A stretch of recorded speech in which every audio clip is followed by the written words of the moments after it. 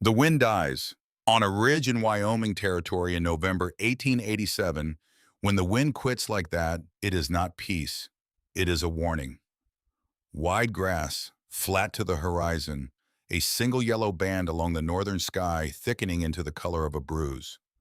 A wagon, listing, alone. A woman on the seat, Norwegian eyes, hands her father gave her. She knows what the silence means. Her father taught her on a cliff in Nordland when she was 9. The cold is not the killer. The wind is the thief. Behind her, an older woman holds a child who has not spoken in 4 months. Ahead of her, a hole in the rock. Between them, 400 yards of frozen ground, a wrecked wagon, 60 feet of rope, and perhaps 2 hours before the storm puts the lid on the world. She does not pray. She picks up the rope. The girl was 9 years old. She stood at the edge of the cliff in a wool coat that was too big for her, and she watched her father point at things she did not yet understand. Below them, the Norwegian sea moved the way old men move. Slow, deliberate, saving its strength for something. "Look down there," her father said. She looked. Hjalmar Solberg was a shipwright.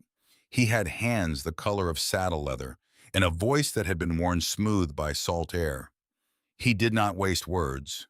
He did not waste anything. When he spoke to his daughter, he spoke the way he might speak to another carpenter, as if she could understand him if she only paid attention. "What do you see?" he asked. "Huts." "What kind of fish-drying huts?" "Yes, what else?" She squinted. The wind was coming off the water in long, cold sheets, and her eyes watered. She wiped them with the back of her wrist.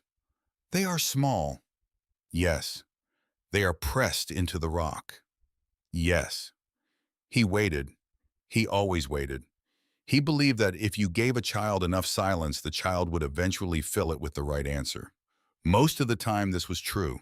Sometimes it was not. Either way, he waited. Ingeborg looked harder. She studied the little wooden boxes nailed against the cliff face, no bigger than chicken coops, and she tried to see what her father saw. There was no chimney on any of them. There was no smoke. There was no lamp glow through any window because there was no window. "There is no fire," she said. "No." "No stove." "No." "How do the men stay warm?" Hjalmar Solberg looked at his daughter. His eyes were the color of harbor ice.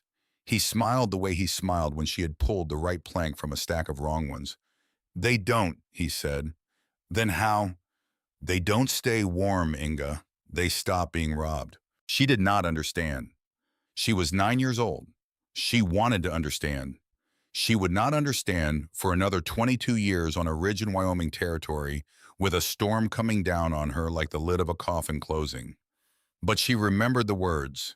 She remembered them the way some people remember the prayer their mother taught them, without effort, without trying. "Stop being robbed." Her father knelt beside her in the grass. "Listen," he said. "Wind is the thief. Cold is only the man who opens the door for him. A wall does not need to be pretty. A wall does not need to be strong. A wall needs to be closed. Do you hear me?" "Yes, Papa." "Repeat it. Closed. Again. Closed. Good." He stood. He took her hand. They walked back along the cliff path toward the village, and the wind followed them like a dog that had not been fed. That was the lesson.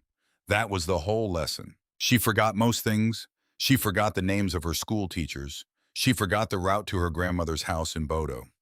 She forgot the lullabies her mother sang because her mother died when she was 12 and the songs went with her. But the lesson she did not forget. 22 years later, on a Tuesday in November, Ingeborg Solberg drove a single mule wagon out of Billings, Montana territory and turned the animal south. She was 31 years old. Her hands on the reins were not the hands of a girl on a cliff anymore. They were chapped. They were freckled across the knuckles. There was a thin scar across the back of her left wrist from a wood stove door she had grabbed by mistake the previous winter when her husband was still alive, when there was still a stove to grab. The trading post behind her had not been a real trading post. It had been a shack with a sign. A man named Lot had bought what was left of her possessions for less than what they were worth and he had not looked at her face while he counted out the money. He had looked at the door behind her as if he were waiting for someone to come through it and stop him. No one came. She took the money. She harnessed the mule. She did not look back at the shack because there was nothing to look back at, and looking back at nothing is a habit that will kill a woman faster than a blizzard. Her husband had been called Rasmus. Rasmus Solberg had died in March of a sickness that began as a cough and ended as something else. She did not have a name for it. The doctor in Bozeman called it a wasting of the lungs. The neighbor woman called it pneumonia. The Norwegian word Rasmus's mother used in her letter from Stavanger when she finally got the news was a word Ingeborg had to look up in her father's old dictionary. It meant the slow drowning. That was as close to the truth as any of them got. She buried him on a slope above the river. She nailed a wooden cross into the frozen ground with the back of an axe head because the ground was too hard for a shovel, and she did not own a sledge. She wrote his name on the cross with a piece of charcoal, and then she went back into the cabin, and she did not cry. She did not cry then. She did not cry the following day. She did not cry the week after when the bank sent a man to talk about the note Rasmus had signed and the way the note was now due. She did not cry when she sold the dairy cow. She did not cry when she sold the spinning wheel her mother had brought from Norway. She did not cry when she sold the bed. What was left fit in the wagon. The cast iron Dutch oven, the wool blankets, the leather satchel of dried elk and hardtack. Her father's tool chest, brass-cornered, heavy as a small child. A water barrel lashed against the sideboard. Her mother's woolen shawl folded and pressed flat between two pieces of canvas to keep it from catching the smell of the road. And one box of photographs that she could not throw away, even though looking at them was like swallowing broken glass. She turned the mule south. She had a younger brother in Buffalo. Anders Solberg ran a small homestead near the foothills, married a woman named Solveig 2 summers ago, and had written Ingeborg a letter that arrived in October. The letter was short. The letter said, "Come, there is room." 3 words. She read them so many times the ink wore off the paper. She had perhaps 140 miles to cover.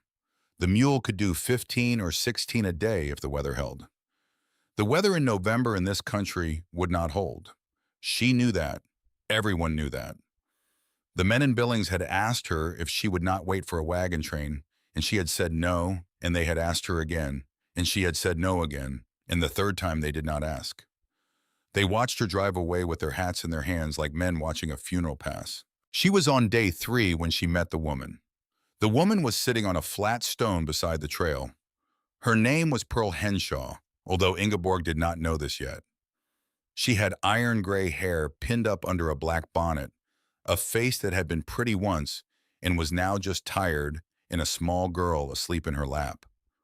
The girl was 6 years old. The girl had not made a sound in 4 months. Ingeborg pulled the mule to a stop. She set the brake. She climbed down. "Are you well, ma'am?" "My ankle." "May I look?" "If you have a mind to." The woman's stocking was already pulled down past the boot. The ankle was swollen the way ankles swell when a body has walked too far on ground it was not made for. The skin around it had a purple sheen like a fruit beginning to spoil. Ingeborg knelt in the dust. "How far did you walk?" "Since dawn. And before that, since the day before." "On this ankle. On this ankle." Ingeborg looked at her. The woman did not look back.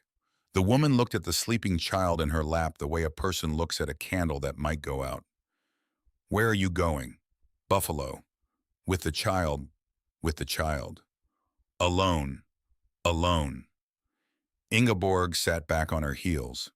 The wind moved over the grass in long ripples. The mule snorted once and dropped its head to graze. "My name is Ingeborg Solberg." "Pearl Henshaw. You'll ride the rest of the way." "I cannot pay." "You'll ride the rest of the way." Pearl Henshaw looked at her then. There was something in her face that was not gratitude exactly. It was older than gratitude. It was the look of a person who has spent so long not being seen that being seen is almost a kind of grief. "Thank you," she said. "Don't thank me yet." The girl was named June. June had been quiet for so long that Pearl had begun to forget what her voice sounded like. There were times, Pearl said, when she would catch herself trying to remember the pitch of it, the shape of a syllable, the way the girl used to laugh when something tickled her under the chin. Gone. All of it gone. The story came out slowly over the first day in the wagon. Pearl spoke quietly because she did not want the child to hear, although the child seemed to be hearing everything and saying nothing, and her gray eyes followed Ingeborg's hands on the reins as if she were memorizing them. June's mother had been a young woman named Hattie. Hattie had been Pearl's neighbor in St. Paul, 3 doors down on a side street where the laundresses lived. Hattie had worked the same steam line as Pearl for 2 years. She was 23. She had a husband who came and went the way that kind of husband does. She had a sweet voice and small hands, and she sang while she scrubbed. She had died in childbirth in July. The baby had not lived either. June, who was 6, had been in the next room while her mother died. She had not been told. She had figured it out. After that, she had not spoken. The husband, when he was located, said he could not take a 6-year-old. He said it the way a man might say he could not take a stray dog. He said it without quite meeting Pearl's eyes, and then he left, and that was the last anyone saw of him. The county woman had come to ask Pearl what should be done. Pearl had said, "I will take her." The county woman had looked surprised. Pearl had said, "I will take her to my son." The county woman had looked relieved, and then she had asked when Pearl's son had last written. Pearl had said 3 years. The county woman had said 3 years was a long time, and Pearl had said yes, 3 years was a long time, and the conversation had ended there. Pearl was 58 years old. Pearl had a son in Buffalo, Wyoming, whom she had not seen in 18 years. Pearl had not written ahead. Pearl was bringing a child who was not her own to a son who might not be there in a wagon that was not hers, across a country that did not particularly care if she lived to see Christmas. She told this to Ingeborg in pieces between the bumps of the wagon wheels, with the child asleep against her shoulder and the wind picking at the edges of her shawl. When she finished, she said, "I know how it sounds. It does not sound like anything. It sounds like the act of a fool." "No. What does it sound like then?" Ingeborg looked at the road ahead. The road was a faint line drawn across the grass by the wheels of wagons that had gone before her, and beyond it was the rest of Wyoming territory, and beyond that was a sky that was beginning to gray at its northern edge. "It sounds like the act of a woman," Ingeborg said. Pearl looked at her. "That is the same thing." "No," Ingeborg said, "it is not." That night they made a small fire in the lee of a sandstone outcrop. Ingeborg cooked beans in the Dutch oven. June ate 3 bites and then put down her spoon. Pearl tried to coax her with a piece of hardtack soaked in molasses, and the child took the hardtack and held it in her lap, and that was as far as it went. Ingeborg cleaned the pot. She brushed the mule down with a piece of burlap because she did not own a curry comb. She checked the wheels, she checked the canvas, she checked the load. Then she sat down by the fire across from Pearl. The wind was low. The night was very black, the way nights are black when there are no farmhouses for 60 miles. The stars were out in a profusion that always startled her even after 11 years in the West. "You said you had no children," Pearl said. "I said I had no children alive." Pearl did not answer right away. "How old?" "He was born in June. He died in August." "Named Hjalmar after my father." "That was 4 years ago." "3." Pearl nodded. She did not say she was sorry. Ingeborg appreciated this. The sorries had stopped meaning anything to her the second year. And now when people said them, she just nodded back and tried not to think about how the shape of her son's mouth had been almost exactly the shape of her husband's, and how unfair it was that something so small could break a person so completely. "My boys both went," Pearl said. "Smallpox." "How old?" 8 and 10. "And the third?" "The third was older. He took his fever and lived. He went west when he was 20. 18 years ago." 18 years. "Why didn't you go to him sooner?" Pearl looked at the fire. "Because I didn't know I was allowed to." That sentence sat between them for a long time. The fire popped. June whimpered in her sleep. The mule shifted against its hobble. Then Pearl said something Ingeborg would remember for the rest of her life, although she did not know it at the time, the way you never know which sentences are the ones you will keep. Pearl said some women build walls so good they forget where the door is. The next morning they met Winona. Winona was an old woman from the Apsaluke people, although she did not introduce herself this way. She introduced herself simply as Winona, and she was sitting on a horse that was almost as old as she was. And she was riding north along the trail with a pack tied behind the saddle and a face that looked as if it had been carved out of red cedar by someone who had not been in a hurry. She was perhaps 65. She might have been 70. She had the kind of age that stops counting itself at some point and just keeps going. She held up a hand as the wagon approached. Ingeborg pulled up. Far, the old woman asked. Buffalo. You don't have time. Ingeborg looked at her. She was about to ask what she meant. Then she did not have to because the old woman lifted her chin toward the northwestern sky, and Ingeborg looked, and she saw what the old woman was seeing. The sky was not gray, the sky was not blue. The sky had begun to do something else, something that the Norwegian girl who had stood on a cliff in Norland 22 years ago recognized in the same place behind her sternum where she kept all her father's lessons. The horizon had taken on a faint yellow cast, the kind of yellow that is not a color so much as a warning, the kind of yellow that says the air is being moved, the air is being prepared. How long, Ingeborg said. 2 days maybe, maybe 1.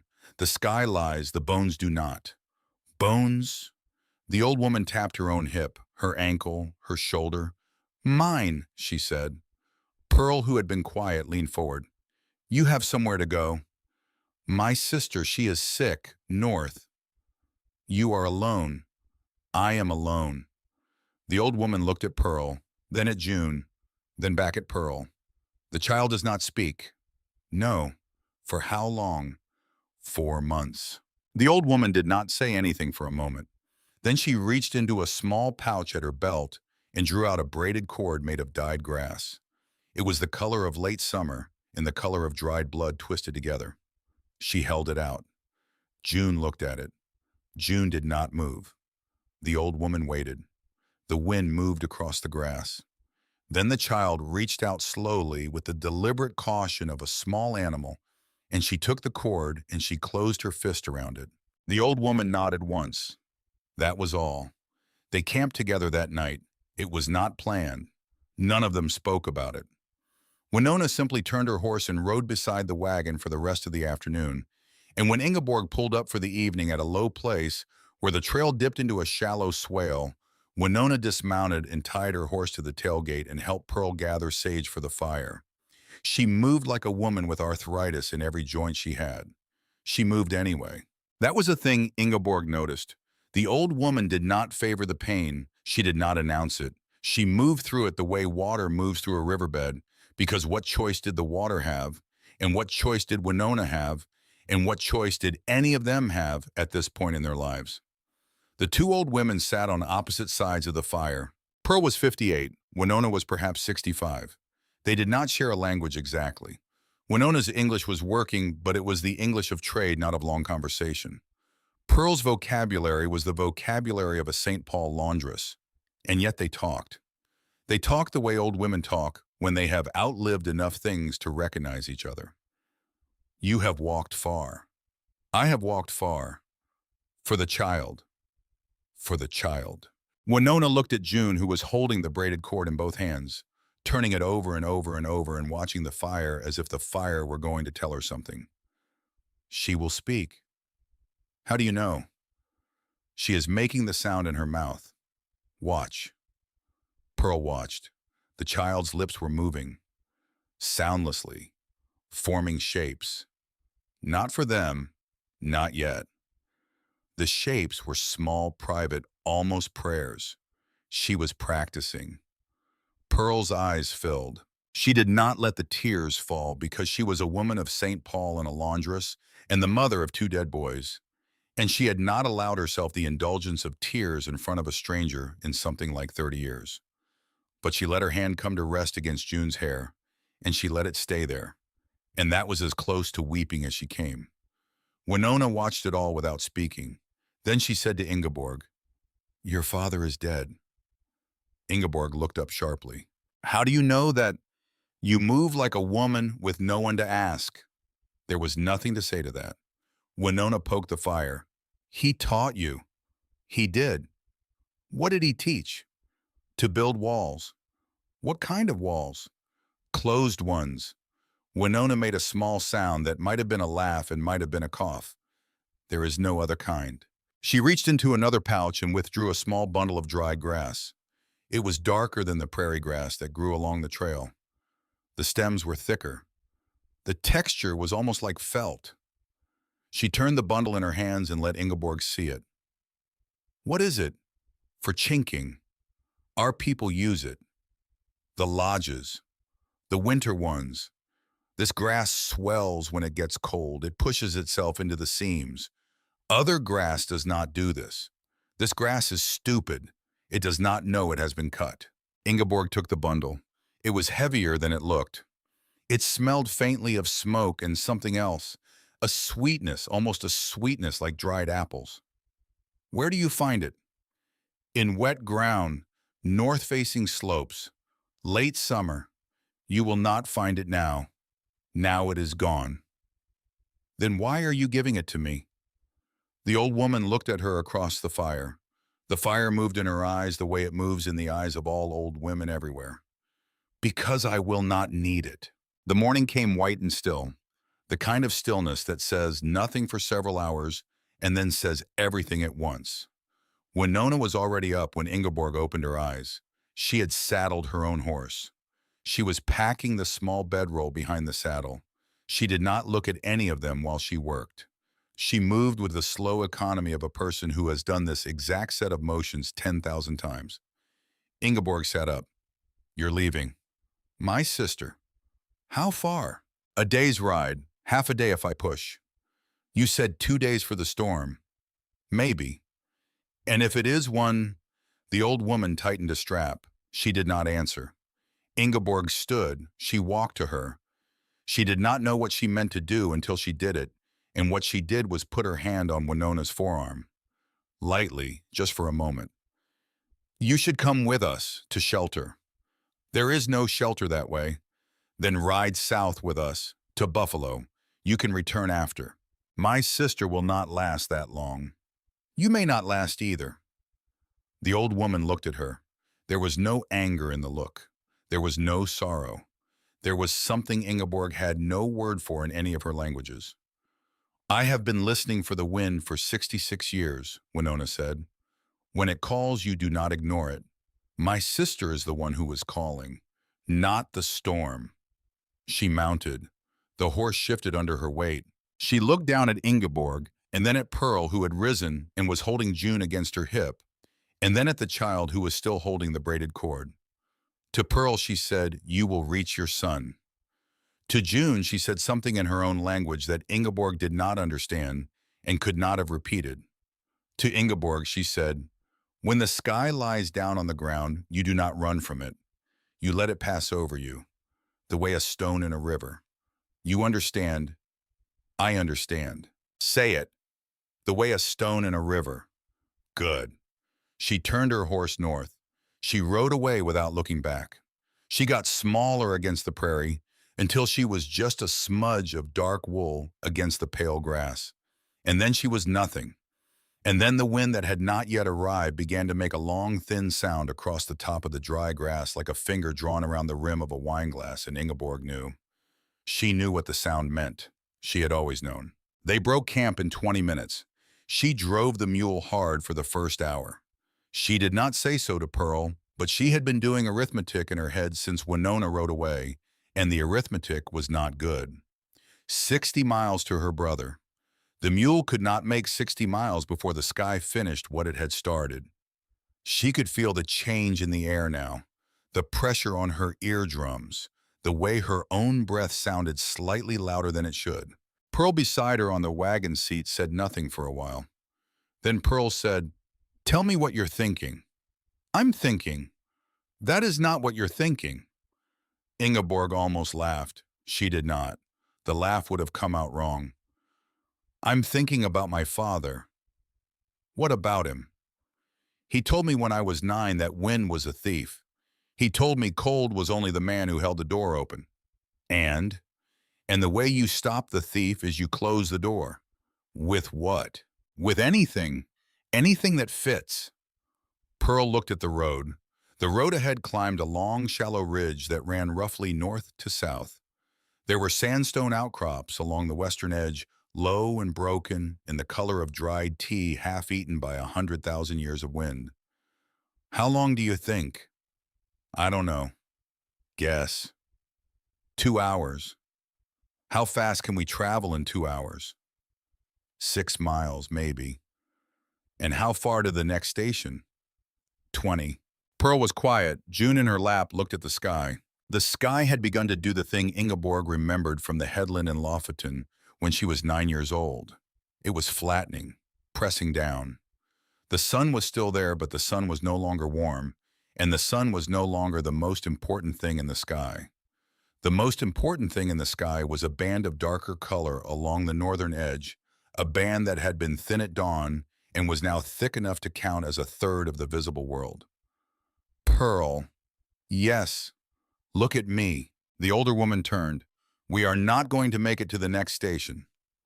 Pearl took this in. Her face did not change much. She had been a laundress for 30 years. She had been a mother who lost 2 children.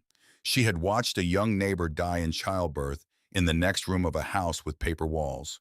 She knew how to receive a sentence like that. She had been receiving them all her life. Then we don't, she said. Then we do something else. What? Ingeborg pulled the mule up. She set the brake. She climbed down. She walked to the front of the wagon where the mule stood with its head lowered, and she placed both hands on the mule's face, the way her father used to place his hands on the side of a hull he had just finished sanding. Not to feel for flaws, to feel for the thing that was right about it, the honesty of the wood, the faith of the work. She stood that way for a long moment. She turned in a slow circle. She looked at the ridge. She looked at the sandstone outcrops along its western edge. She looked at the wagon which had a cracked front axle from a crossing 8 days ago, a torn canvas cover, a sideboard that had split along its upper edge, a tailgate hanging from a single hinge, a left rear wheel that wobbled like a drunk man's tooth. She looked at the load, the Dutch oven, the water barrel, the rope, the blankets. She looked at Pearl sitting on the wagon seat with a 6-year-old in her lap and a swollen ankle and a son she had not seen in 18 years waiting 40 miles south. She looked at her own 2 hands, her father's daughter's hands. She thought about the fish-drying huts on the headland at Lofoten. She thought about the lesson. Closed. A wall does not need to be pretty. A wall does not need to be strong. A wall needs to be closed. And the sandstone bluffs that ran along the western edge of the ridge ahead, broken, weathered, eaten by wind, those sandstone bluffs had hollows in them. Not caves, not shelters, just hollows. 3 walls each. Rough little curves of empty space carved out of the rock by 100,000 winters of weather she could not imagine. 3 walls. A 4th wall would have to come from somewhere. A 4th wall could come from a wagon bed. A wagon bed could be dragged. A wagon bed could be dragged by one woman with a length of rope across her chest if the ground was on her side, and the time was on her side, and the desperation was sufficient. And the desperation was sufficient. The desperation was very, very sufficient. She turned back to Pearl. I need you to listen to me. I am listening. I am going to do something that will look strange. All right. I am going to take this wagon apart. Pearl looked at her. She did not say anything for a long moment. Then Pearl said very quietly, Tell me where you need me. And Ingeborg looked at this woman, this 58-year-old laundress with a bad ankle and a borrowed child and a son she had not seen in almost 2 decades, and she felt something move inside her chest that she had not felt since her own boy died 3 years ago in the small hours of an August night. She felt the door of her own house open. She felt the wind come in. She did not stop it. For the first time in 3 years, she did not stop it. She said, Get the child down. Bring the shawl. Bring the satchel. Leave everything else. Where are we going? There. She pointed at the third of the sandstone outcrops along the western edge of the ridge. It was perhaps 400 yards away, low and unimpressive, the kind of thing a person would ride past without a second glance. From this distance, it did not look like anything. It did not look like shelter. It did not look like salvation. It looked like a place where the rock had been hollowed out by wind. It looked like three walls already built. Ingeborg Solberg, 31 years old, daughter of a Norwegian shipwright widow, childless, broke alone, but not alone anymore, on a ridge in Wyoming territory. On a Tuesday morning in November of 1887, looked at that hollow in the sandstone and saw what her father had taught her to see when she was 9 years old on a cliff in Nordland. She saw a wall that had not been built yet. She saw the wall behind her 400 yards back, sitting on a cracked axle, leaking grain from a torn sack, listing slightly to the left. A wrecked wagon. A useless thing. A thing no trader in Billings would have bought for $10. It was the only wall she had. It would have to be enough. She turned to the mule. She unhooked it from the traces. She led it forward at a walk with Pearl behind her, leaning on her shoulder, and June behind Pearl, with the braided grass cord clutched in one small fist, and her grandmother's shawl pulled tight around her shoulders, and the sky behind all three of them doing the thing skies do when the air has been preparing for itself for a long time and is finally ready to deliver what it has been holding back. The wind, which had been a thin singing along the top of the grass, dropped to nothing. Complete nothing. The silence after it was the loudest sound Ingeborg had ever heard. She did not turn around. She did not need to. She knew exactly what was coming, and she knew exactly how long she had, and she knew exactly what she had to do before it arrived. She walked. The mule walked beside her. Pearl limped behind. June, 6 years old and silent for 123 days, walked in the rear with a piece of dyed grass tied around her wrist, and her grandmother's shawl trailing the dust behind her like the train of a small dark wedding gown. They walked toward the rock. They walked toward three walls that had been carved by wind 10,000 years before any of them were born. Three walls that were waiting for a fourth. Three walls that had been waiting a very long time. Three walls that did not know yet that a Norwegian woman with her father's hands and her mother's stubbornness and a wagon she had not yet decided to destroy was about to give them exactly what they had been missing. The sky pressed lower, the light went pale, the grass did not move, and somewhere far behind them on the road north, an old woman on an old horse was riding toward a sister who was already dying. And the old woman did not look back, and the old woman did not need to, because she had given away the last thing she would ever need to give, and she had given it to the right person. Ingeborg reached the hollow. She turned. She looked back at the wagon. It sat on the ridge like a thing that did not yet know it was about to be useful. She took a breath. She tasted snow on the back of her tongue. She picked up the rope. The rope was 60 feet of braided hemp her father had given her as a wedding gift. It was old. It was worn. It had been coiled in her wagon for 4 years without being used for anything more serious than tying down a tarpaulin in a March wind. It was about to be used for something else. She looped one end around her shoulder. She turned to Pearl. "I need to tell you something before I go." "All right. If I do not come back from that wagon, you take June into the hollow, as deep as the rock goes. You wrap her in the shawl. You sit with your back to the opening. You make yourself the wall." Pearl looked at her. "I will come back," Ingeborg said. "I am telling you this because I want you to know what to do if I don't. You will come back. Pearl, you will come back, because there is no version of this where you do not come back. I have lived too long. I know how stories go. Go." Ingeborg almost smiled. She did not. She turned. She ran. The wagon was 400 yards away. 400 yards is not a long distance. 400 yards is the length of 4 football fields. A person can walk it in 5 minutes. A person can run it in less than 2. A person running across frozen prairie grass with a 60-foot rope across her shoulder and a sky doing what the sky was doing, that person ran it in 3 minutes and 40 seconds because her legs would not move any faster, because her boots were soled with leather that had been thin since September, because her chest was already burning from the cold air, because she did not allow herself to think about Pearl behind her in the hollow with the child she had just claimed. She thought about the wagon, only the wagon. She reached it. She did not pause. She went immediately to the front axle and pulled the pin. The pin came out the way a tooth comes out when it is finally ready. The tongue dropped. The front wheels separated themselves from the bed with a tired wooden sigh. She moved to the rear axle and did the same thing. The wagon bed sat down on the dirt. It looked for a moment like a coffin. She did not think about that. Back in the hollow, Pearl was talking. Pearl was talking the way women talk when they are trying to fill a silence that has too much room in it. She was telling June about the wagon, about Ingeborg, about the rope. June was holding the braided grass cord. June was watching Pearl's face.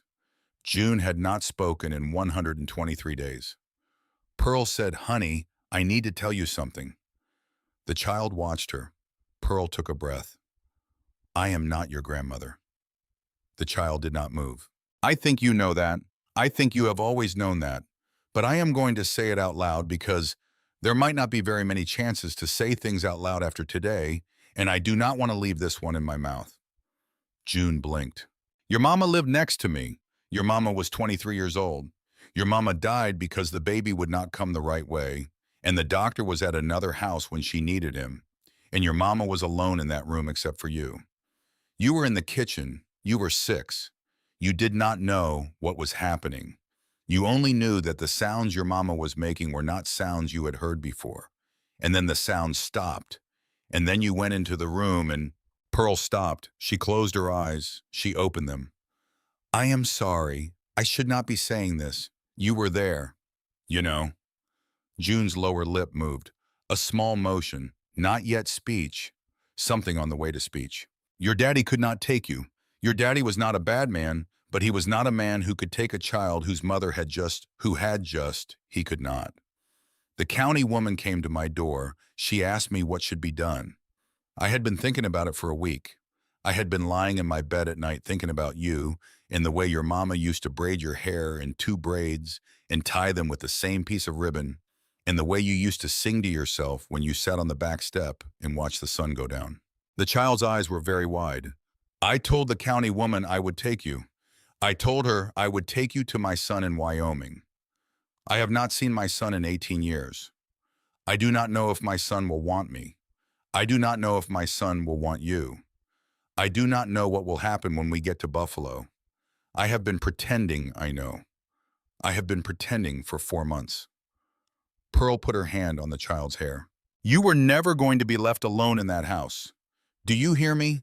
Not while I had legs, not while I had a wagon, not while there was a single person in this country willing to drive a wagon next to mine and not ask me too many questions. You were never going to be left alone." She paused. "I am telling you this because that woman out there, the one running across the field right now, she is going to come back. And when she comes back, she is going to need both of us. Not one of us. Both. And I cannot be both of us, June. I am only one. So you are going to have to be the other one. Do you understand me?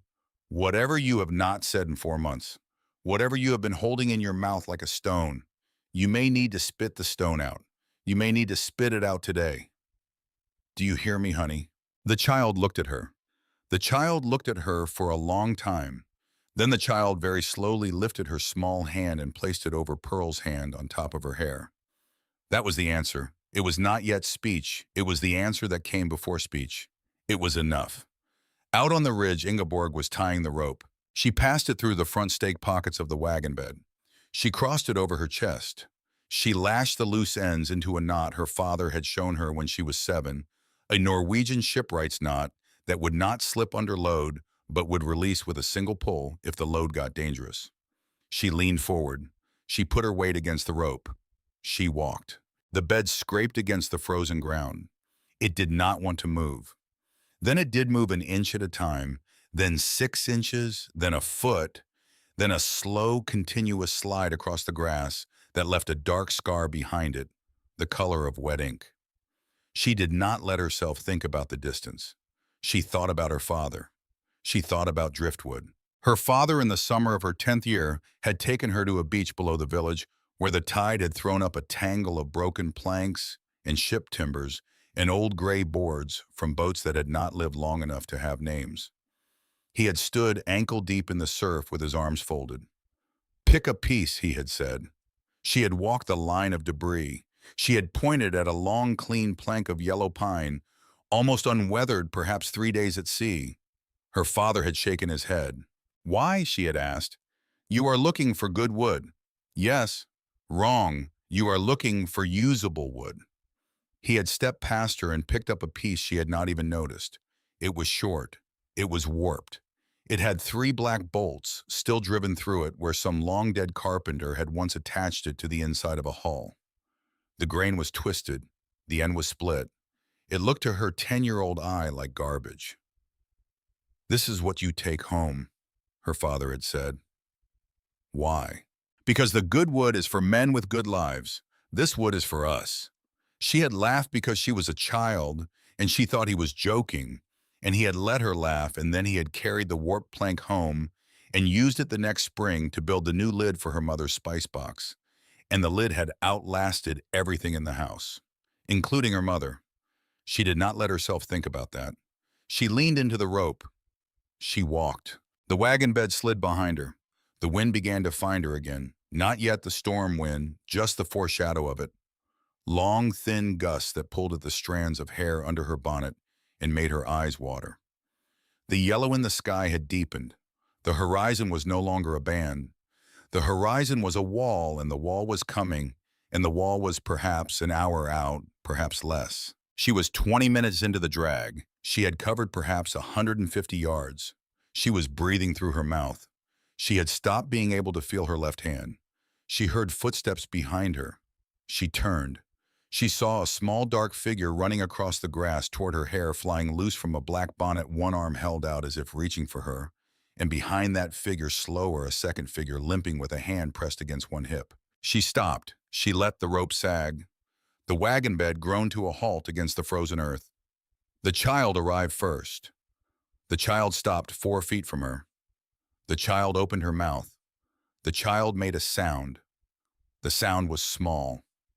The sound was a syllable.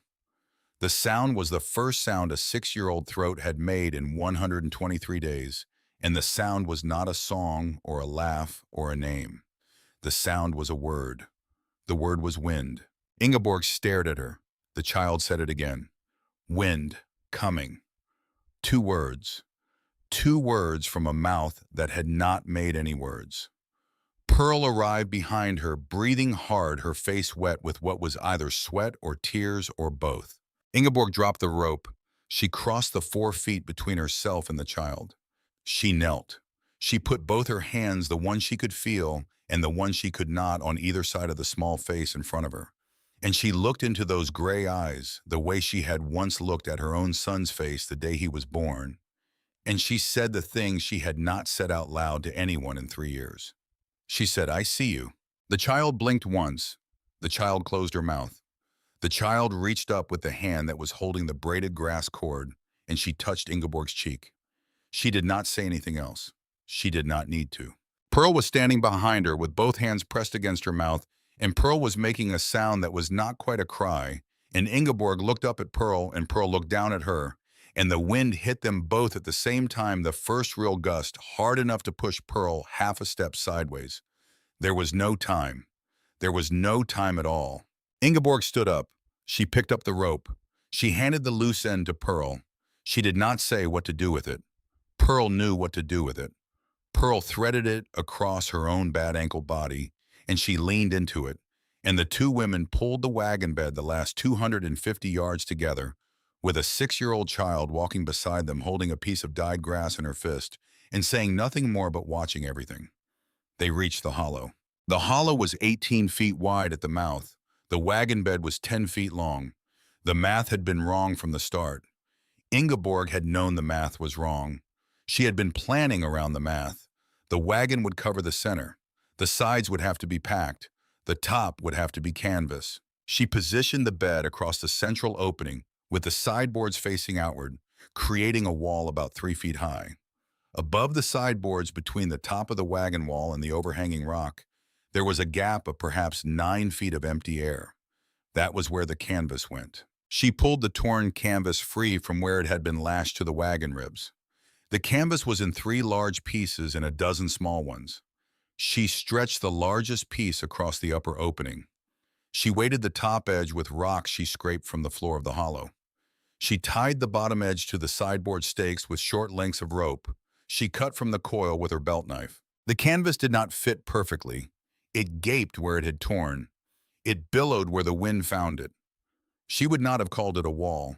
She did not have time to call it anything. She turned to Pearl. Grass? Where? Down the slope. Tall as your knee. Brown. Brittle. Pull it up by the handful. As much as you can carry. Roots if you can manage it.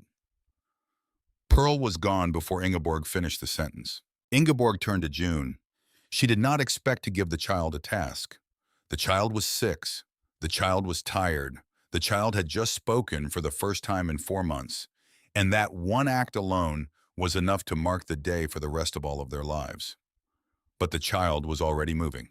The child had set down her grass cord on a flat stone inside the hollow, and she had picked up the smallest piece of canvas, and she was pressing it into a gap at the base of the wagon bed, where the sideboard did not quite meet the rock. She was using both hands. She was packing it tight. She was working with the silent intensity of a small animal, doing exactly what a small animal needed to do, no more and no less. Ingeborg watched her for 2 seconds. Then she went to work on the gap on the opposite side. The first armload of grass arrived, Pearl breathing hard, brown stems, dirt clinging to the roots. She dropped the bundle and turned and went back down the slope without speaking. Ingeborg packed the grass into the eastern gap. She used both hands. She pressed it into the crack between sandstone and wood until no daylight came through. She packed it tight enough that her fingers ached. Then she packed another layer on top of that. She reached into her satchel. She drew out the small bundle of darker grass Winona had given her. She held it for a half-second. She did not have time to be sentimental about it. She broke it open. She mixed it with the prairie grass. The Apsaluki grass was thicker, denser, almost spongy. It compressed differently. When she pushed it into the seams, it pressed back. It expanded against the wood. It found its own shape. It did exactly what Winona had said it would do. It did exactly what an old woman riding north toward a dying sister had known it would do when she had reached into her pouch the night before and given it away to a Norwegian widow on her way to Buffalo. Ingeborg felt the back of her throat tighten. She did not have time for that either. She kept packing. Pearl returned with a second armload of grass, then a third. June moved from gap to gap inside the hollow, stuffing the small pieces of canvas into the corners where adult hands could not reach. Pearl tied the bottom edge of the canvas to the sideboard stakes when Ingeborg's hands were busy with the grass. Ingeborg lifted the heavy rocks onto the upper edge of the canvas when Pearl's hands were busy with the rope. 3 of them. 6 hands. One wall going up around them in pieces like a story being told out of order, every gap filled by whichever hand was closest to it. Ingeborg did not have a name for what she was feeling. She did not have time to think about feelings. But somewhere underneath the urgency, underneath the cold, underneath the calculation about how many gaps remained and how much canvas was left, and how strong the wind would be when it arrived in its full force, somewhere underneath all of that, there was a small warm pressure behind her sternum. The pressure was not panic. The pressure was not love exactly, because she did not yet know either of these people well enough for love. The pressure was something else. The pressure was the feeling of not being the only one. She had not felt it since her son was born. She had not felt it since her husband died. She had not let herself feel it. It was here now in the middle of a sandstone hollow on a ridge in Wyoming territory, with a 58-year-old woman packing grass on her left, and a 6-year-old child packing canvas on her right, and a wall going up around all 3 of them. And Ingeborg Solberg understood in the part of her mind that did not need words to understand things, that she had spent the last 3 years dying very quietly inside her own walls. And she had not known she was dying, and now she was not dying. And the difference was not because of the rock. The difference was because of the women. The mule came last. This was deliberate. This was arithmetic, not sentiment. though Ingeborg knew she would never again look at the animal without something tightening in her chest. A mule at rest produced heat. Enough heat in a space the size of the hollow to mean the difference between extremities that went numb and extremities that went black. Ingeborg had done the math standing in the field 3 nights ago when she had still been planning for a trip she could complete in 8 days. The math had been theoretical then. The math was real now. She led the animal in through a gap she had left at the eastern end of the wagon bed. The mule did not want to go. The mule was 12 years old and had been her husband's animal and had survived 3 Wyoming winters and a river crossing and spring runoff that had drowned a younger horse, and the mule had developed opinions about being asked to walk into dark places. Come. The mule did not come. Please. The mule still did not come. She put her forehead against the mule's forehead. She did not pray. She had not prayed in something like a year. But she put her forehead against the mule's forehead and breathed slowly in and out, the way her father used to breathe with the draft horses on the docks in Bodo, when they refused to step onto a barge, and after 17 seconds the mule snorted once and stepped forward. She let it inside. She sealed the gap behind it with the second wool blanket and more of Winona's grass. The hollow was now closed. The light inside dimmed, then dimmed again as a Pearl tied the last corner of the canvas, then went out entirely as a final armful of grass was pressed into a seam near the overhang, and the last gray slot of daylight winked shut, and the only light left was a thin, pale strip along the top edge of the canvas where a small imperfection allowed the outside world to leak in. Ingeborg sat down against the back wall of the hollow. She pulled the leather satchel onto her lap. She looked at her hands. Her left hand was the color of old chalk. She put it inside her coat against her belly. She could not feel her belly with the hand. She could not feel the hand with her belly. Pearl sat down beside her on the right. June sat down beside Pearl, climbed slowly into her lap, and put her small head against Pearl's collarbone. The mule stood at the back of the hollow with its head low. The wind hit the bluff. It hit the bluff at what Ingeborg estimated was 2:30 in the afternoon. It did not arrive gradually. It arrived. There was the absence of wind, and then there was a sound like a freight train being dragged sideways across the top of the world, and the canvas snapped taut against its ropes, and the wagon bed shuddered against its sandstone walls, and the dried grass in the western gap hissed as the storm tested it for openings. The hollow held. That was the first thing. The hollow held. The wagon bed did not move. The canvas did not tear. The grass did not blow out. Snow appeared inside the hollow in small bright lines, where the wind found the last unsealed pinholes, and then those pinholes sealed themselves as the snow drove deeper into them and froze in place, and the lines stopped getting longer, and after a few minutes there was no more snow coming in. The temperature inside dropped. It dropped the way water cools in a pot when the fire goes out. Slowly, honestly, without violence. Outside on the ridge, the temperature was doing something else. Ingeborg did not know what. She did not need to know. She had been outside in a plains wind exactly twice in her life, and she knew what that wind did to a person who was wearing what she was wearing, and she did not need to imagine it again. The wind on the ridge above them was at that moment taking the life out of any animal that had not found 4 walls. She knew this. She did not let herself think about it. She did think about Winona. She thought about Winona riding north on an old horse. She closed her eyes against the thought. The thought stayed. Pearl was talking again. Pearl had begun to talk almost as soon as the storm hit in a low, quiet voice, and at first Ingeborg had not realized what she was doing. Then she had realized.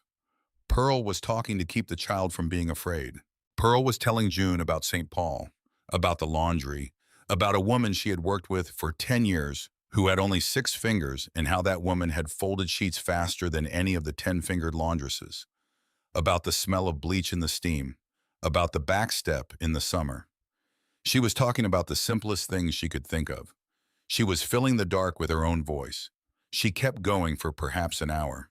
Then she ran out of things to say about St. Paul, and she fell silent for a moment, and Ingeborg heard the silence and understood it the way she had understood Winona's silence the night before, and she leaned her head back against the sandstone and said into the dark, "Tell me about your boys."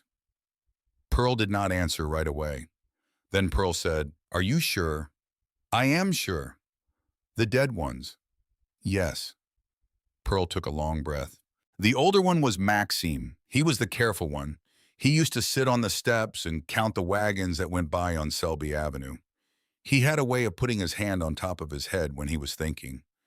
I do not know why he did that. He just did. He was 8 when he died. He had blue eyes. And the other? The other was Baron. He was 6. He had brown eyes. He was not careful. He had a scar above his lip from when he tried to climb out of a window at 3 years old because he wanted to see a passing dog. He laughed at almost everything. Almost everything was funny to him. I think when he could not breathe anymore at the end, he was still trying to laugh at something. The doctor said it was the cough, but I think he was trying to laugh. Ingeborg did not say anything. There was nothing to say. They died 8 days apart, Pearl said. Maxim first, then Baron. The third boy lived. The third boy was almost grown. He left for the West 2 years later.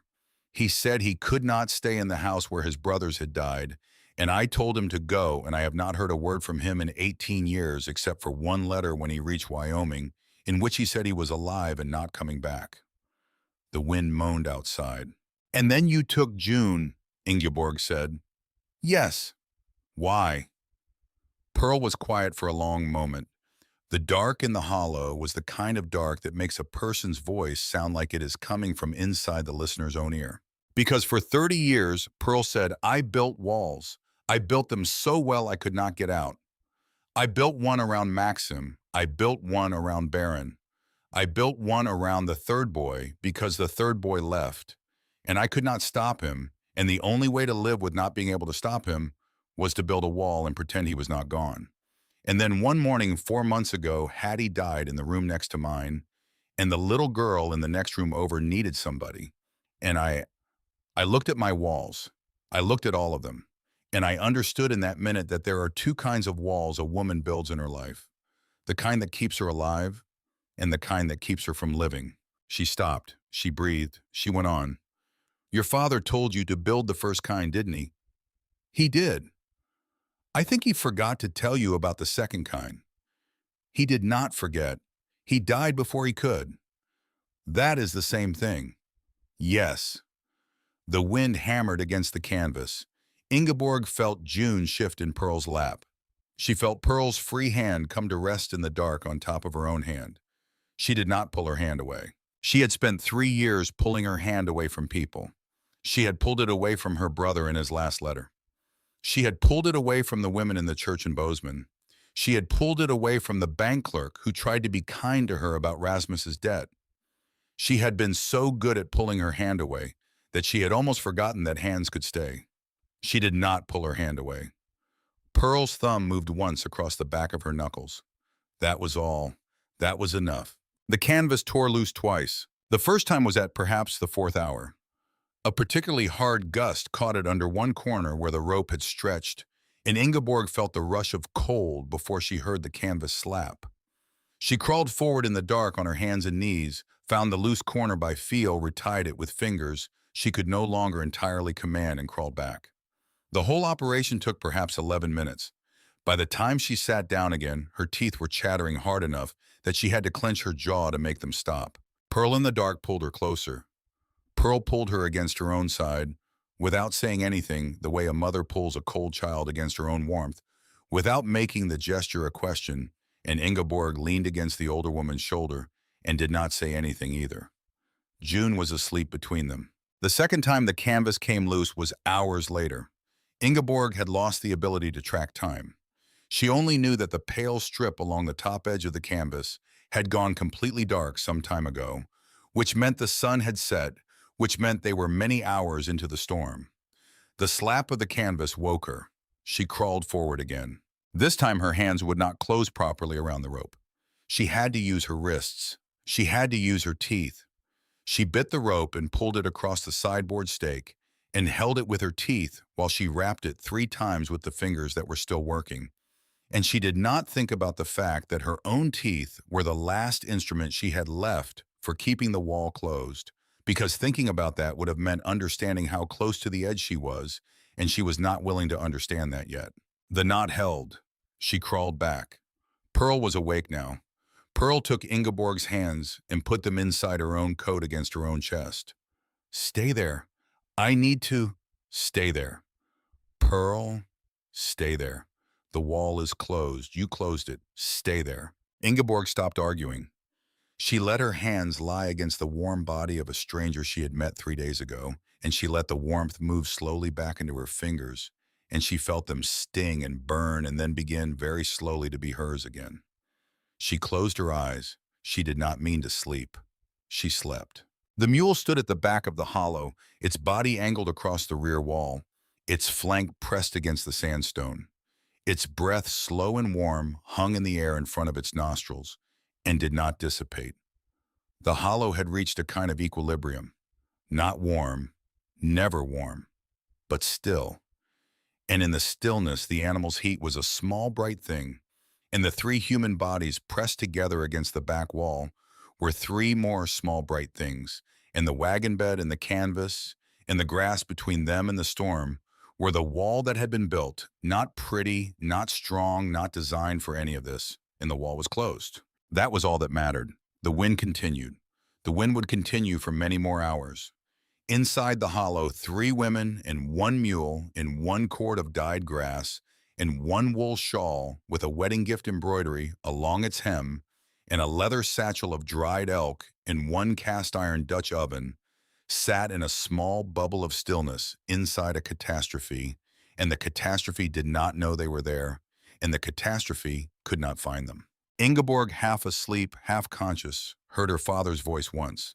She heard it as clearly as if he had been sitting beside her in the dark. The voice said, "You learned, Inga." The voice said, "You can teach now."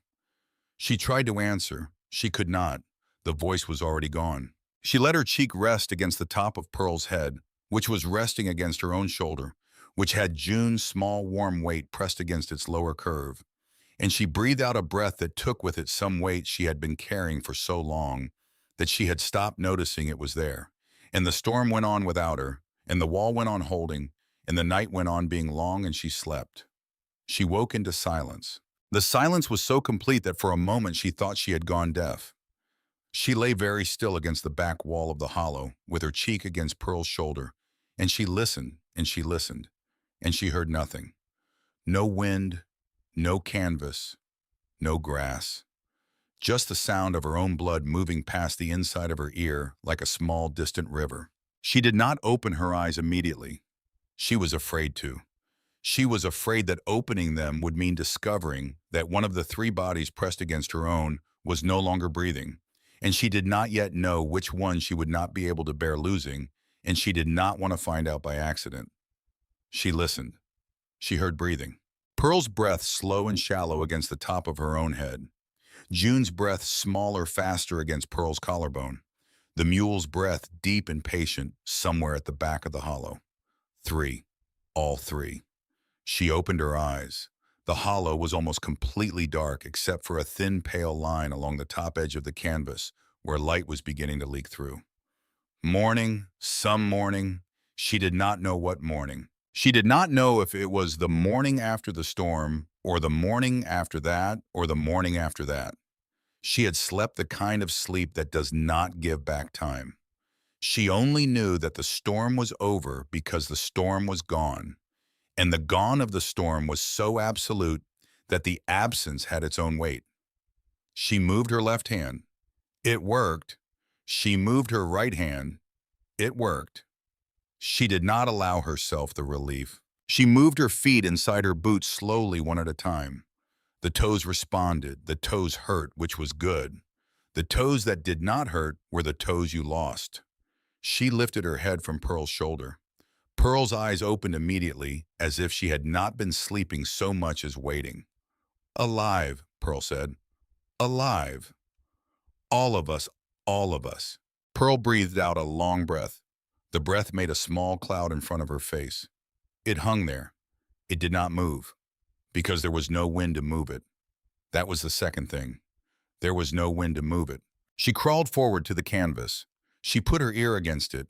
The canvas was rigid. It was a frozen sheet encrusted from the outside with snow that had packed itself against the wall, and then frozen into a solid layer thicker than the canvas itself. She tapped it with her knuckle. The sound was the sound of knocking on a closed door. She moved to the eastern gap where she had led the mule inside. The gap was packed with snow. She began to dig. She used her hands. She did not have a tool. The snow was hard at the surface and softer underneath the way a winter loaf is hard on the outside and soft on the inside. She dug through about 3 feet of it before her fingers broke through into open air and a small disk of pure white daylight appeared in the wall in front of her face. She put her eye to it. She looked out. The world had been remade. There was no road. There was no grass. There was no trail. There was no ridge, no horizon, no break between the ground and the sky. There was only white and white and white, and a faint pale wash of blue overhead where the sun was trying to come back. She closed her eyes against it. She opened them again. She enlarged the hole until it was big enough to crawl through. Then she crawled. The cold outside was not the cold of the storm. It was different. It was the deep, clean cold that comes after a blizzard, the kind of cold that does not move, that does not threaten, that simply is 20 below zero, maybe colder. But the air was perfectly still. The air was so still that her breath rose straight up in front of her face in a single thick column, and the column did not bend or break. And watching it rise was like watching a person pray with smoke. She stood up. She turned in a slow circle. Everything was buried. The wagon bed she had dragged 400 yards yesterday, was it? Yesterday was now visible only as a faint line of dark wood along the top edge of a drift that came up to her waist. The canvas above it was a single smooth sheet of ice that blended with the rock face above and behind it. The whole shelter from outside looked like nothing. It looked like part of the bluff. It looked like a place where snow and stone had always met in exactly this way. If she had not built it herself, she would have walked past it. She stood there for a long moment, looking at the things she had made. Her father had once told her that the best work a shipwright ever did was the work nobody noticed. She had not understood at the time. She understood now. She crawled back inside. She pulled Pearl up first. Pearl's ankle was worse than it had been yesterday, swollen and dark and stiff. But Pearl moved with the silent determination of a woman who had been moving on hurt parts of her body for 40 years. June came next, blinking and small and still holding the braided grass cord which had survived the night, somehow twisted around her wrist. The mule came last. The mule was unhappy about the hole. The mule looked at the small white opening and made the noise a mule makes when it has serious philosophical objections to a request. And then the mule, after 17 seconds of consideration, lowered its head and went through anyway because Ingeborg was on the other side. And the mule had decided several days ago that wherever Ingeborg was going was the place to go. It stepped out into the white. It stood blinking. It snorted. Then June, who had not spoken since the wagon bed had stopped moving the day before, opened her small mouth in the cold white morning air and said, "Beautiful." Pearl made a sound. It was not a word. It was the sound a person makes when they have spent 58 years holding something in their throat, and the thing comes loose all at once. Pearl put her hand against the sandstone wall to steady herself. Pearl bent forward. Pearl breathed 3 breaths that took her several seconds each, and her face was wet, and she did not wipe her face. Ingeborg stood in the snow and looked at the child. The child was looking at the sky.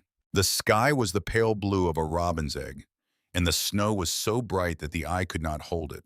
And the silence was so complete that Ingeborg could hear the small, dry sound of June's eyelashes when she blinked. "Yes," Ingeborg said. That was all she said. She wanted to say more. She wanted to say that she had been waiting 4 months and 1 day and several thousand miles for that one word. She wanted to say that she would carry the word in her chest for the rest of her life. She wanted to say that the word had paid for everything. The rope, the drag wagon, the bitten knot, the hours in the dark, the husband she had buried in March, the son she had buried in August, the cabin she had emptied in October, the trail she had taken in November, all of it. All of it had been worth one word. She did not say any of that. She said yes. Sometimes a word is enough. They walked for 4 days. 4 days is not a long time on a map.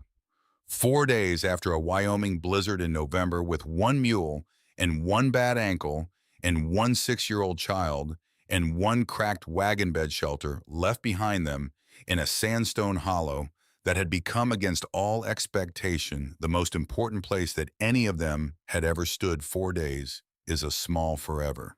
They went south. They went south because Ingeborg used the sun. The trail was gone.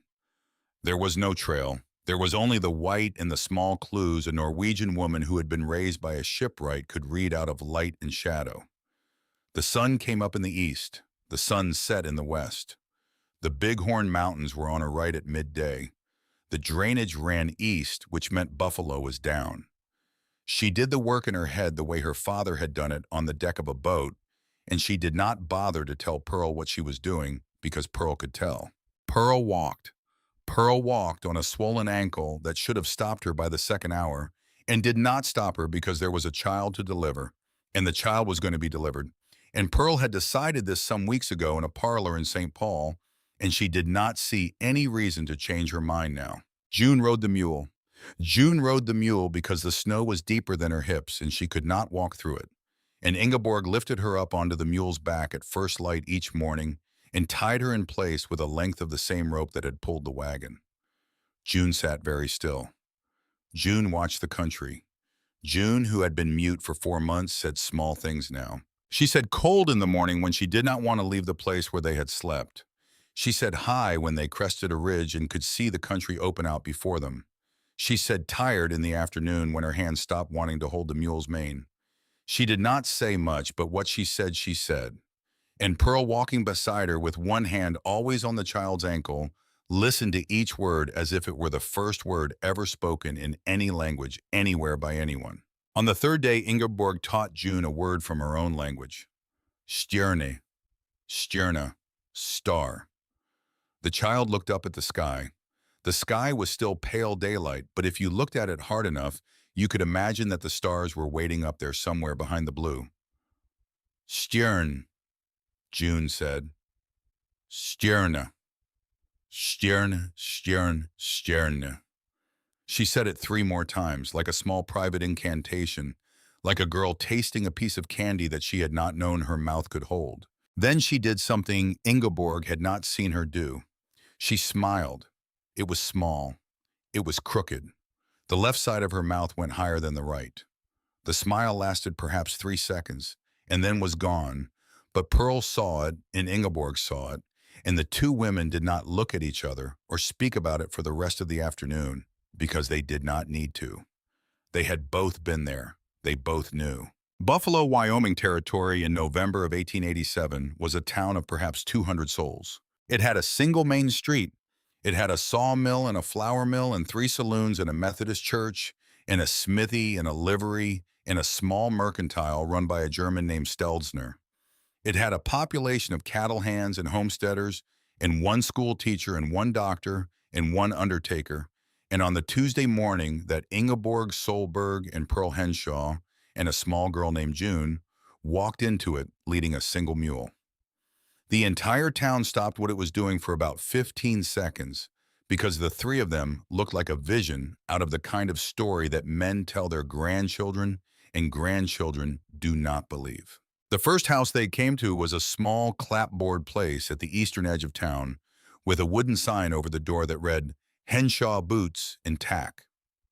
Pearl stopped. Pearl looked at the sign. Pearl looked at Ingeborg. Pearl's mouth opened twice without making any sound. Pearl, I cannot. Pearl, I cannot go up that walk. I am sorry, I cannot do it.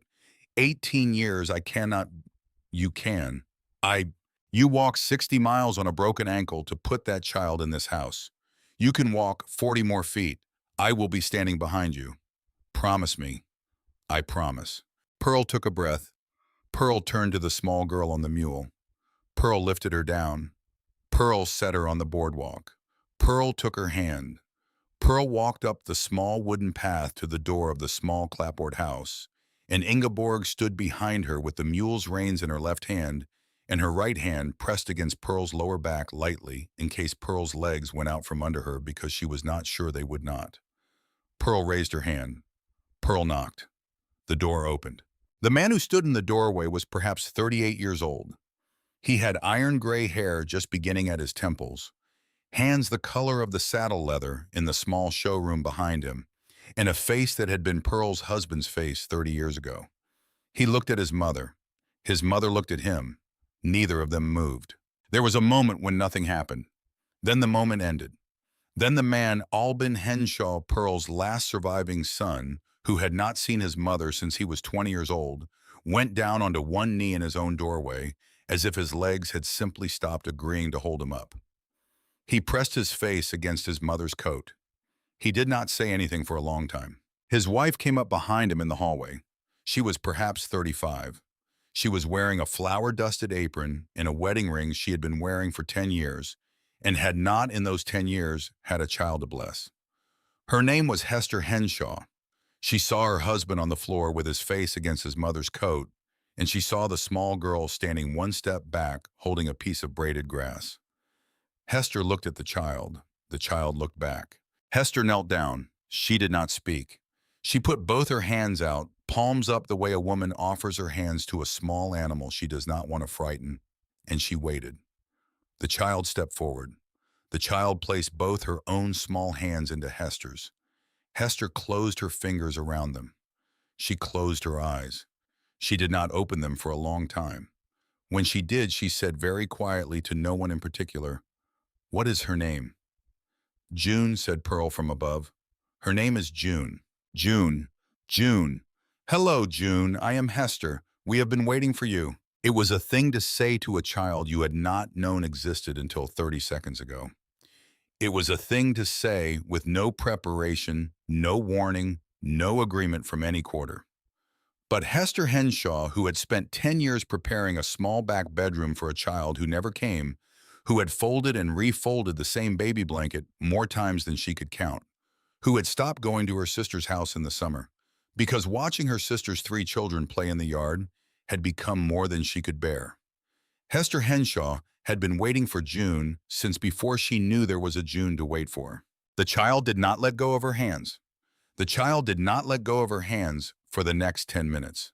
The child did not let go of her hands when Pearl was finally able to step inside and sit down on the bench inside the door, and when Albin lifted her bad ankle gently onto a low stool, and when Hester sent a boy from across the street running to fetch the doctor, and when the small girl named June Henshaw, who had inherited her surname in that doorway and would carry it for the rest of her life, finally at last allowed herself to begin to cry. Ingeborg did not go inside. She stood on the boardwalk with the mule and she watched the door close, and she felt something complicated move through her chest that she did not have the energy to name. She walked the mule down the street. She asked the smithy for directions to Anders Solberg's place. The smithy, who had been polishing a horseshoe and pretending not to have watched everything that had just happened at the Henshaw door, set the horseshoe down. He looked at her for a long moment. Then he said, "You that woman." "Which one?" "The one come down off the trail." "Yes." "They told us you was dead." "Not yet."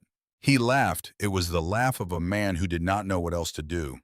Then he gave her directions, and she touched her hat to him, and she led the mule the last mile of her journey along a rutted road that wound past a creek and through a stand of cottonwoods, and up onto a low rise where her brother had built a one-room cabin and a barn and a chicken coop, and where on a Tuesday morning in November he was standing in the yard splitting wood.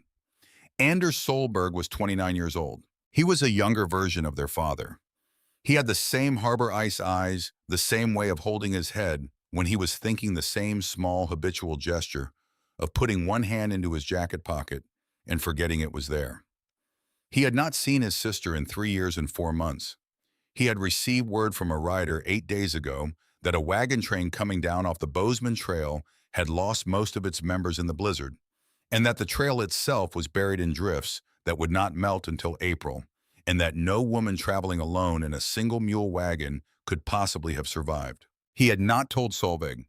He had not told her because he could not yet bear to say the words out loud, And because saying them would have made them true, and because there was a small part of him, the part of him that had been raised by Hjalmar Solberg, by a Norwegian shipwright with harbor ice eyes that did not entirely believe his sister could be killed by weather. He looked up from the woodpile. He saw a woman on the road leading a mule. He set down the axe. He did not run. He did not call out. He did the same thing his father would have done. He waited. She came up the path. She stopped 4 feet from him. Anders, Inga, I am here. You are here. I am sorry I am late. You are not late. They did not embrace. Solbergs did not embrace much in the open in the cold in front of God and the neighbors. It was not their way. They stood looking at each other for perhaps 10 seconds, and then Anders did something neither of them had done since he was 10 years old, and she was 12, and their mother had died of fever in a small wooden house in the Gallatin Valley. He reached out. He put his hand on the side of her face. He held it there. That was all. It was enough. Solveig was at the door. Solveig was Anders's wife of 2 summers, a quiet woman with red hair the color of late autumn willow who had come west from Decorah, Iowa 3 years ago to keep house for her widowed uncle and had stayed when the uncle died and had met Anders Solberg at a church social in the spring of '85 and had married him by the next harvest. Solveig had cooked for the funeral.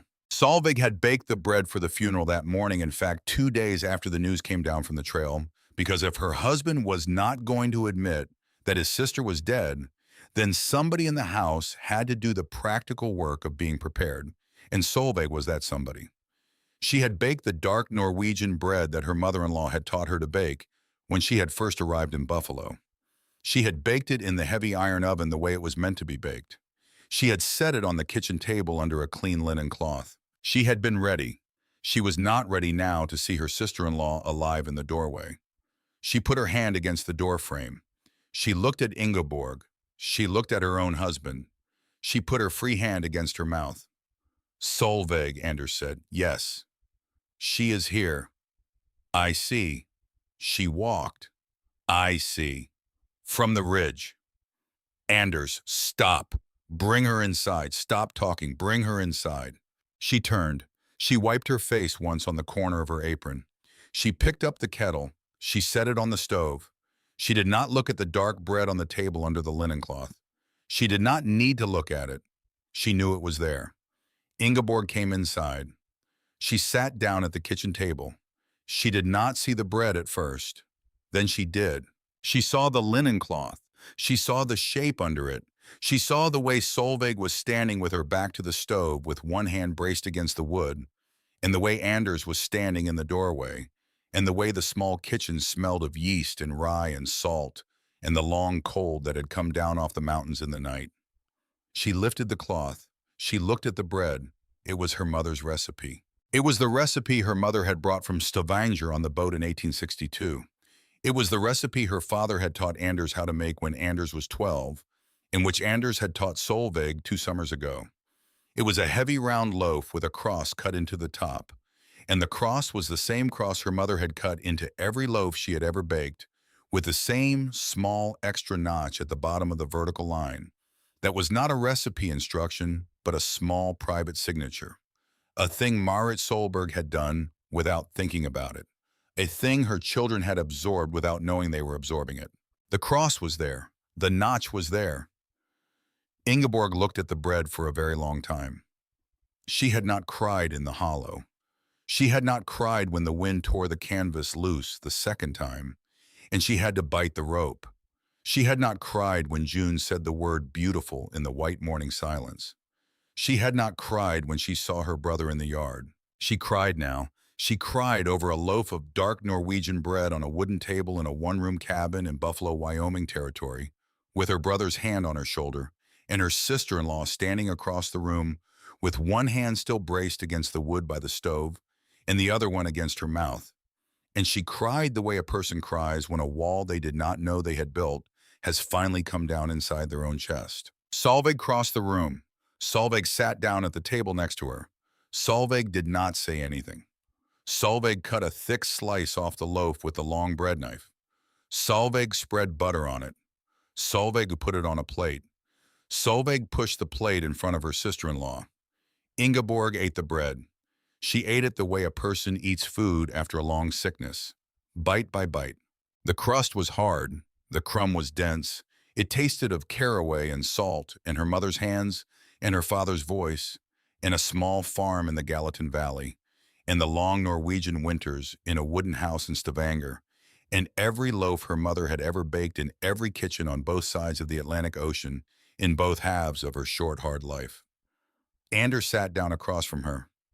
Solveig poured the tea. Nobody spoke for a while. That was all right. There was nothing that needed to be said yet. The winter that followed was the winter Ingeborg Solberg learned how to teach. It was not a thing she had planned. The school teacher in Buffalo, a man named Pritchett, had taken a fall on the ice in the first week of December and broken his hip. And the schoolhouse had no teacher, and the school board met in the back of the Mercantile and looked at one another and decided that the Norwegian widow up at the Solberg place could read and write in two languages and had nothing else to do until spring, and they sent a man up to ask her. She said yes. She said yes because she did not know how to say no. She said yes because something inside her wanted to. She taught 9 children ages 5 to 12 in a single room with a single stove. She taught reading from the McGuffey Reader. She taught arithmetic on a slate board. She taught geography from a map that had been printed before the war and showed Texas as a separate country. She taught one student in particular. June Henshaw came to school every Monday morning, walked there by Hester, with her hair in 2 braids tied with a single piece of ribbon, and a small lunch pail her father had made for her in the shop, and the braided grass cord from an old woman tied around her left wrist, where it had been tied since November. June was the youngest in the school. June was the quietest. June was also by Christmas the fastest reader of any of them because June had been listening for 4 months without speaking, and what nobody had understood in those 4 months was that all that listening had been a kind of saving up, and what June had been saving up was the entire English language, and now she was spending it. She read everything Ingeborg put in front of her. She read the McGuffey. Then she read the Bible. Then she read a copy of Aesop's Fables that the Methodist pastor had loaned to the school. Then she read every almanac Solveig owned.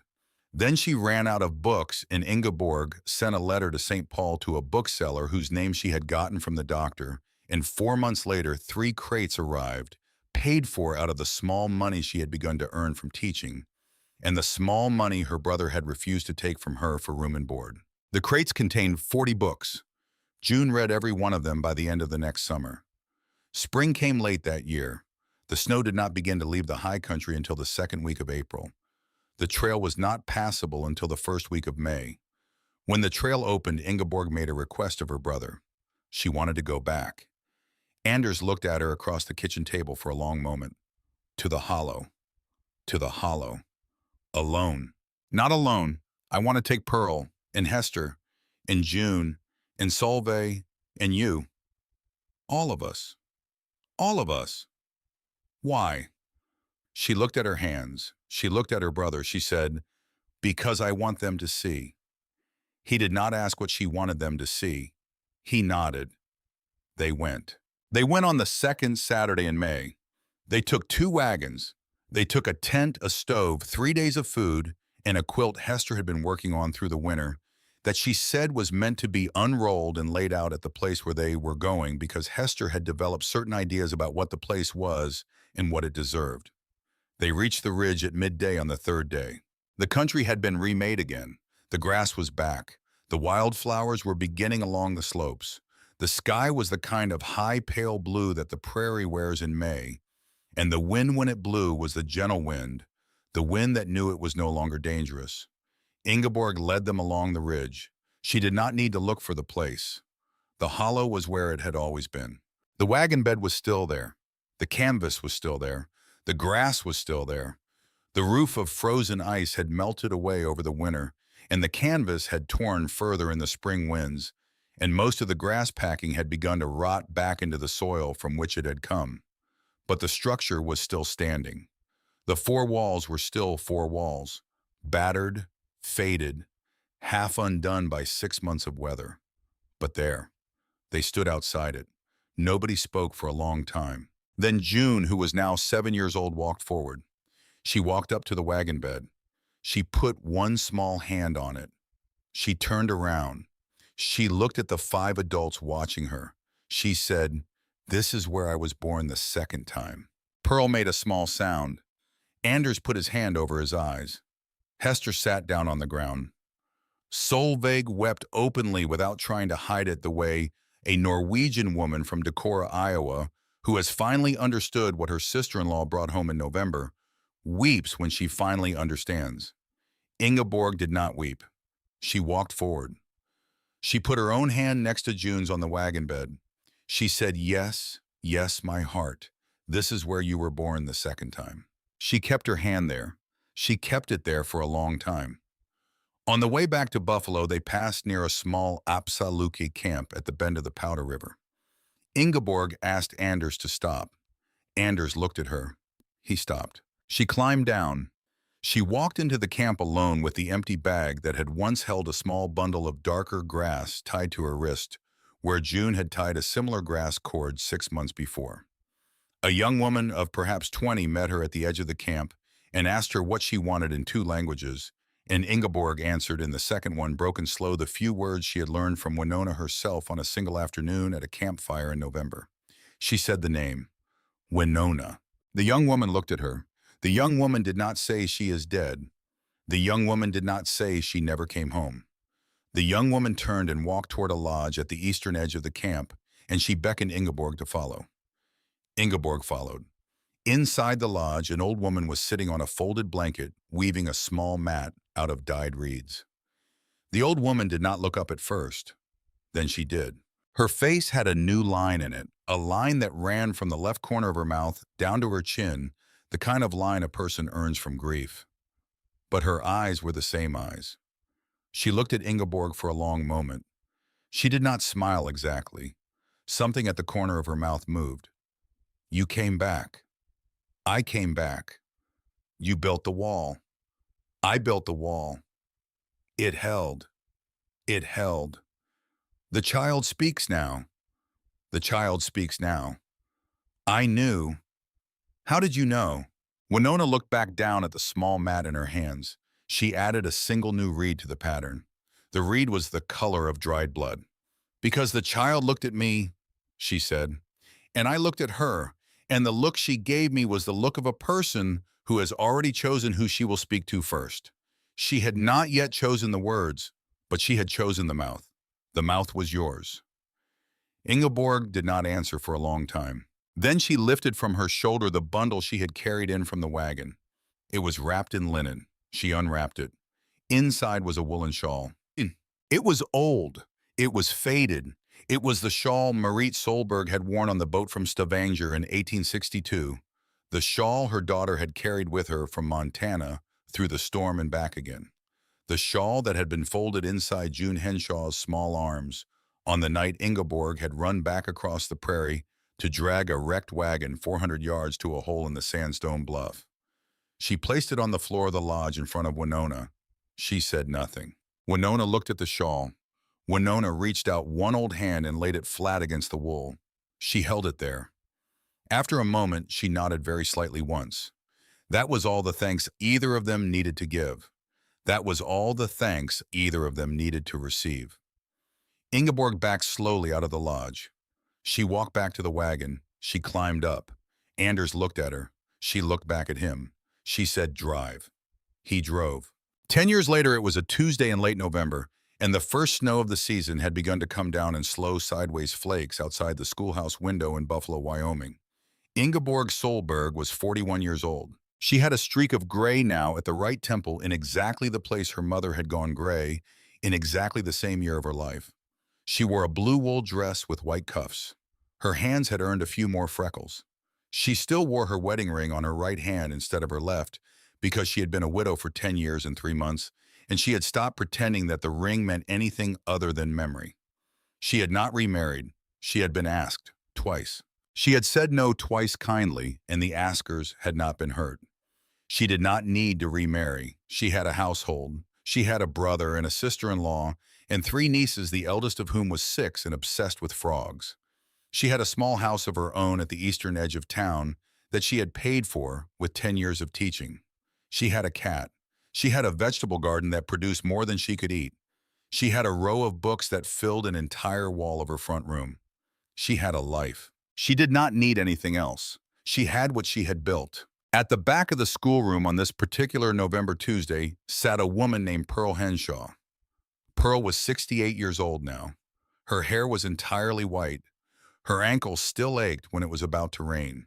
She had moved to a small room above her son's tack shop 2 years before, after Hester had finally insisted, and she now spent her afternoons doing the bookkeeping for the business, and her mornings when there was teaching to be observed here.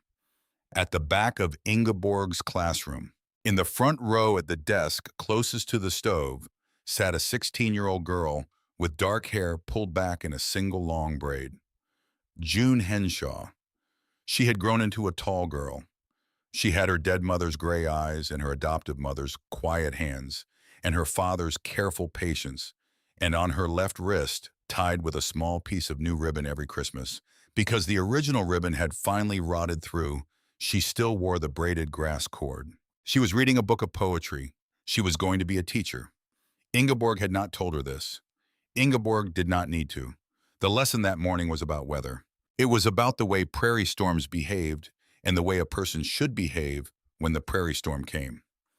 Ingeborg taught this lesson every November on the first day of every first snow because she believed children should learn the country they lived in, and she believed nobody else in Buffalo, Wyoming was going to teach it to them. She had taught for an hour about the cold and about the wind and about the way to read a sky that was turning yellow at its northern edge. Then she came to the part of the lesson she added new each year, the part she did not write down, the part she said because she wanted to say it once out loud to the next set of small faces that needed to hear it. She stood in front of the room. "When you are old," she said, "and a storm has passed over you and you have lived through it, you will be tempted to do a certain thing." The children watched her. "You will be tempted to thank the wall." She paused. "You will say to yourself, the wall saved me. The cold wagon bed saved me. The grass saved me. The rock saved me. And these things will be true. The wall will have saved you. You should be grateful to the wall. Walls deserve gratitude." She looked at the back of the room. Pearl Henshaw met her eye and held it. "But you must learn the second part, the harder part. The part the wall cannot teach you because walls do not know it." The children waited. "The wall did not save you alone. You were saved by every person who taught you how to build it. You were saved by your father if he showed you a knot. You were saved by your mother if she showed you a recipe. You were saved by the stranger who gave you the things she did not need anymore. You were saved by the friend who handed you the loose end of the rope. The wall is wood. The wall is grass. The wall is canvas. The wall is rock. But the hands that put it up were not your hands alone. They were never your hands alone." She paused. "So when you are old and the storm has passed, do not only thank the wall, find the people who taught you to build it, even if they have been dead for a long time. Especially if they have been dead for a long time. Say the words out loud, where you are standing, to the air." She closed her grammar book. "That will be enough for today." The children stood. They put on their coats. They wrapped their scarves. They went out into the soft, slow-falling snow, and the schoolhouse emptied in the way schoolhouses empty everywhere, with small voices growing smaller as they crossed the yard. Pearl came forward from the back of the room. She stopped at the stove.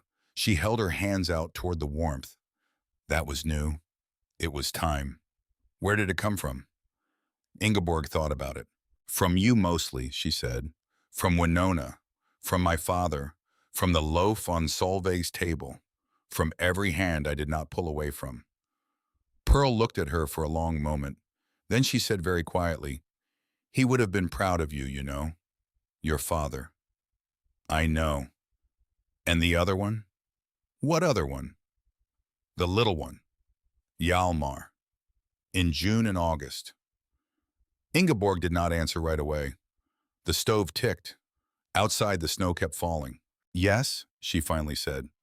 "I think about him today. I think about him every November."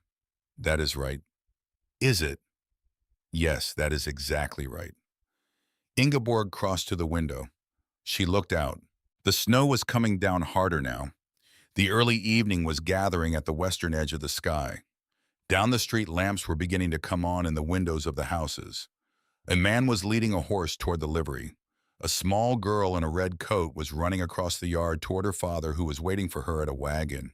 And she was laughing as she ran, and Ingeborg watched her until she reached the wagon and was lifted up and disappeared inside the cover. She stood at the window for a long time.